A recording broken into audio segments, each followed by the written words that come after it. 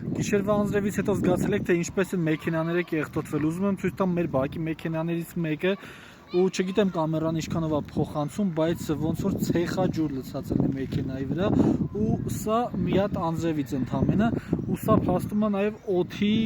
աղտոտվածության մակարդակը, ով դուրս մեքենան թողել է, գիտի ինչ վիճակ է տեղի ունեցել, ու այս ամեն ինչի ֆոնին մեզ քաղաքապետանից փորձում են համոզել, որ գնալով օդի որակը կարգավորվում է, ինչ որ դատչիկներ են դրել եւ ամեն ինչ լավ է, իբր այտենց շուտ սեզոնային բնույթ է կրում այս ամեն ինչը, բայց ոչ, սիրելի քաղաքացիներ, Երևանում շատ լուրջ է օդի աղտոտվածության խնդիրը, այս